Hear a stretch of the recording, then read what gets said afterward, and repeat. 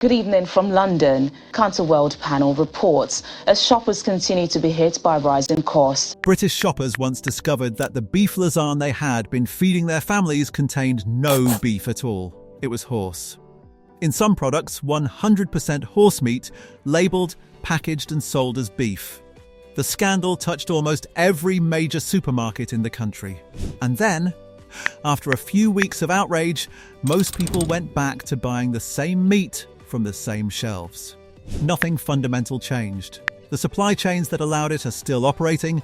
The oversight gaps that concealed it have not been fully closed.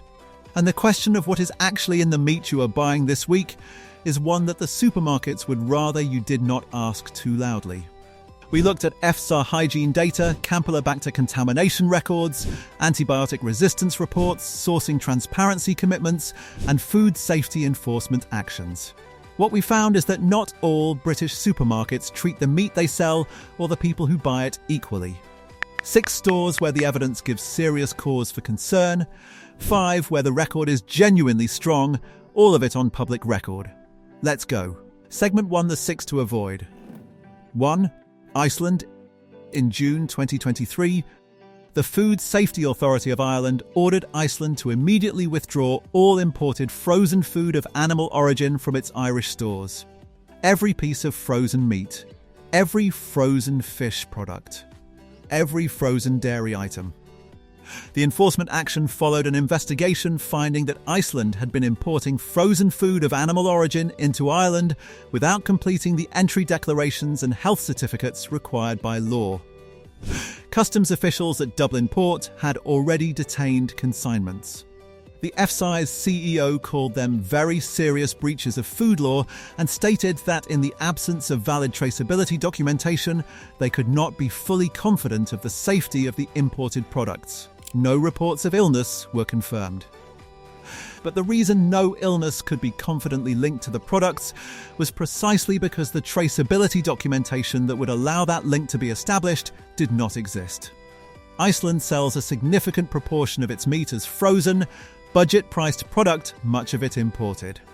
For shoppers in lower-income communities, where Iceland is often the most accessible option, that traceability gap is not an abstract concern. It is the specific unknown sitting inside the freezer drawer. Beyond the traceability crisis, Iceland is one of only 3 major UK supermarkets with no restrictions on its suppliers using antibiotics routinely other than the minimum required by law. The Alliance to Save Our Antibiotics, which assesses all major UK retailers annually, confirmed this. The meat in your Iceland freezer may have been raised on a regime of routine antibiotic use that experts at the WHO describe as a critical threat to public health. Iceland has not published any data on farm antibiotic use. 2. Asda. Asda's campylobacter record is the worst of any major UK supermarket, and it is not close. When the Food Standards Agency tested fresh whole chickens from the top 9 UK retailers, Asda's results were the worst in every single category. 78% of Asda chickens tested positive for campylobacter. 28% were classified as highly contaminated. And 12% of the packaging itself, the bag you carry home, the wrapper you handle at the kitchen counter, also tested positive. The worst figures across all retailers in every category measured.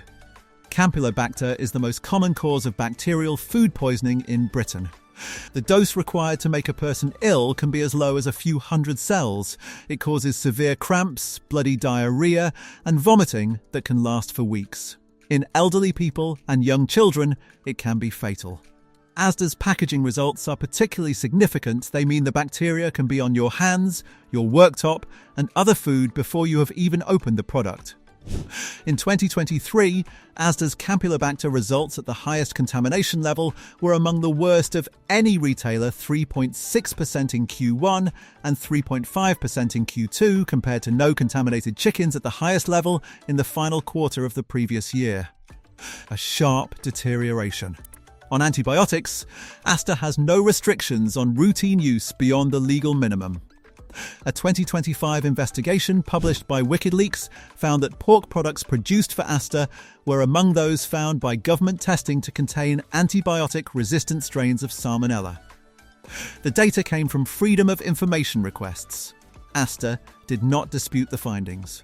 A supplier selling frozen poultry to Asda, as well as to Lidl and Iceland, was identified as sourcing chicken from farms routinely using fluoroquinolone antibiotics, which the WHO classifies as critically important to human health.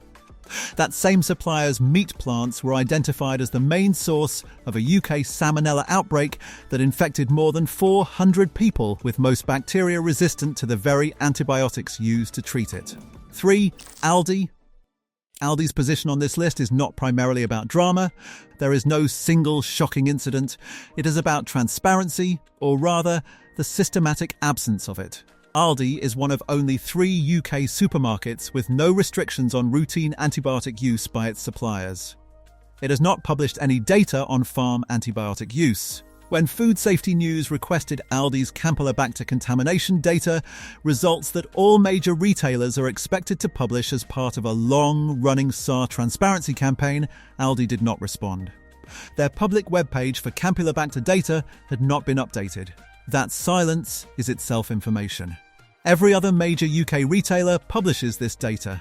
The fact that Aldi does not mean that when you buy fresh chicken from Aldi, you have no public basis on which to assess the contamination risk. You are buying blind. Aldi also sources a significant proportion of its meat from Eastern European suppliers, including from Poland, which has seen repeated food safety alerts linked to salmonella-contaminated poultry. Aldi has not published the sourcing data that would allow customers to assess their exposure to this specific risk. This is not an argument that Aldi's meat is unsafe. It is an argument that Aldi has consistently chosen opacity over transparency on questions that directly affect public health, and that in the absence of data, consumers are being asked to trust a supermarket that has not given them the information they need to make that judgment. 4.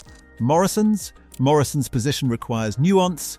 On some measures, the chain has made genuine progress.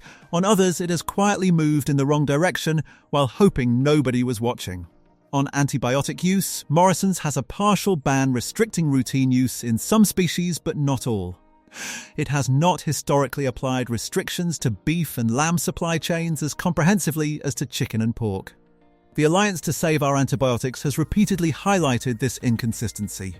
The distinction matters because antibiotic resistance does not respect species boundaries. Resistant bacteria in beef supply chains can and do pass to humans.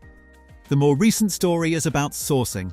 In 2025, Morrisons broke its long-standing commitment to source 100% British fresh beef by quietly introducing steaks from Australia under a new brand. The change was discovered not through a press release but through the grocer. Farming groups described it as a betrayal. British farmers who had invested in higher welfare standards specifically to meet Morrisons' commitments found those commitments had been abandoned without notice. Morrisons' website still states that all its fresh beef is sourced from the UK. The steaks from Australia and Uruguay were, at the time of reporting, also on those shelves. On campylobacter, Morrisons' contamination results at the highest level rose in the first half of 2023, continuing a pattern of inconsistency that sits well below the performance of the retailers on the positive half of this list. 5. Lidl. Lidl's position here is specific rather than wholesale. On campylobacter, the picture is inconsistent, some quarters showing relatively low results, others recording some of the highest in the sector, with 4% of birds in the highest contamination category recorded in both early 2023 and again later that year. A consumer has no way of knowing which quarter's chicken they are buying. On antibiotics, Lidl prohibits routine use, which is better than Asda, Iceland and Aldi. But the same Polish supplier that sold antibiotic-resistant poultry to Asda and Iceland also sold to Lidl. That supplier was sourcing from farms routinely using fluoroquinolone antibiotics, classified by the WHO as critically important to human health. Lidl's ban on routine antibiotic use applies to its own policies. It does not automatically extend to every product in every supply chain when those chains run through countries with weaker enforcement. In 2025, Aldi and Lidl together accounted for 13% of all recalled products in Britain, primarily due to allergen labelling failures and contamination issues disproportionate to their market share. 6. Co-op. The co-op is the hardest entry to write, and on others it has a specific documented problem that cannot be ignored. On antibiotic policy, co-op prohibits routine use across its supply chain. On campylobacter, it maintained a remarkable run of clean results, with no chickens testing positive at the highest contamination level for multiple successive quarters.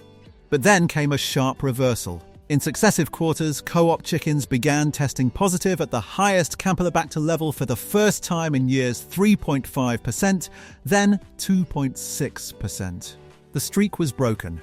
The co-op said it was investigating. The co-op is also in the middle of a long-running financial and structural crisis that has led to significant operational cuts. When large organizations cut costs, supply chain oversight is often the first area where pressure tells, and the timing of the campylobacter spike relative to that organizational pressure is not something that can be dismissed without further data. The co-op's record is still better than most on this list. But the recent downward trend is a warning sign worth naming. Segment 2, the 5 worth trusting. 1. Marks & Spencer. M&S is the clearest positive on this list, and the evidence is comprehensive. On campylobacter, M&S has consistently recorded some of the lowest results of any major UK retailer, with multiple quarters recording no positive samples at the highest contamination level at all. In the period where Asda was recording 28% highly contaminated chickens, M&S was regularly recording 0. On antibiotic policy, M&S has an explicit ban on routine use, a ban on the last resort antibiotic colistin, and restrictions on critically important antibiotics across its supply chain. It publishes data and has external oversight. The M&S supply chain is also the most traceable of any major UK retailer. The chain sources from a relatively small number of named, approved farms. Most of its fresh meat is British. It publishes welfare standards and conducts its own audits.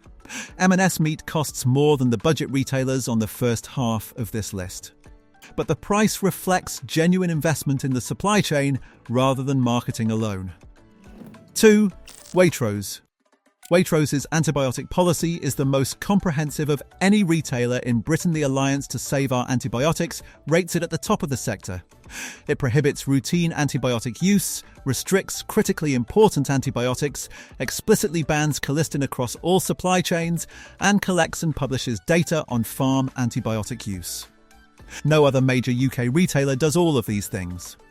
On campylobacter, Waitrose's results are generally among the lowest, though an unusual spike to 7.1% at the highest contamination level prompted a public statement attributing it to seasonal conditions and committing to investigate. That transparency, acknowledging an anomaly rather than burying it, is itself a marker of a chain that takes this seriously.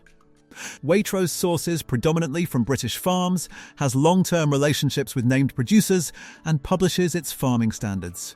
You are paying for that supply chain. The data suggests you are getting it. 3. Sainsbury's. Sainsbury's sits just below M&S and Waitrose on most metrics, but well above the sector average on all of them. It prohibits routine antibiotic use. Its campylobacter results are consistently low 1% or below at the highest contamination level across multiple quarters. It publishes its data and has external audits to verify compliance. Sainsbury's has also been proactive on cold chain management, specifically investing in packaging innovations that reduce the spread of campylobacter from the chicken surface to the packaging exterior. That packaging contamination issue is where Asda performed worst. Sainsbury's has taken specific steps to address it. 4. Tesco. Tesco's record is more complicated than Sainsbury's, but ultimately positive. It prohibits routine antibiotic use and has published campylobacter data, though it changed its monitoring methodology in a way that makes direct comparison with other retailers difficult. The FSA and consumer groups have noted that this reduces transparency, and Tesco should be encouraged to publish in a format that allows comparison. On sourcing, Tesco predominantly sources British fresh meat and has detailed welfare and antibiotic standards for approved suppliers. The 2025 antibiotic-resistant salmonella findings touched Tesco's supply chain through Booker, the wholesaler it acquired, but Tesco itself has a stronger antibiotic policy than any retailer on the negative half of this list. Tesco is large, complex, and imperfect. But on the specific question of whether the meat it sells is produced to meaningfully higher standards than Asda, Iceland, or Aldi, the evidence says yes. 5. Morrisons' Market Street Counter. This entry requires a distinction. Morrisons' broader own brand supply chain has been criticised earlier in this list, but Morrisons operates something most supermarkets have abandoned: a full-service butchery counter Market Street, staffed by trained butchers selling named British cuts, with full traceability to specific farms and processors. The Market Street counter is not the same product as the shrink-wrapped tray in the chilled aisle. The sourcing is more transparent, the welfare standards for those products are higher. Buying from a counter where someone can tell you where the meat came from and when it was cut is a qualitatively different experience from buying a package produced somewhere in a supply chain that even the retailer cannot fully trace. If you shop at Morrisons, the Market Street counter is worth using. The pre-packed own brand meat warrants more scrutiny. Close the FSAR publishes campylobacter data by retailer. The Alliance to Save Our Antibiotics publishes annual assessments of every major supermarket's antibiotic policy. Both are freely available. The label says what the retailer wants it to say. The data says something else.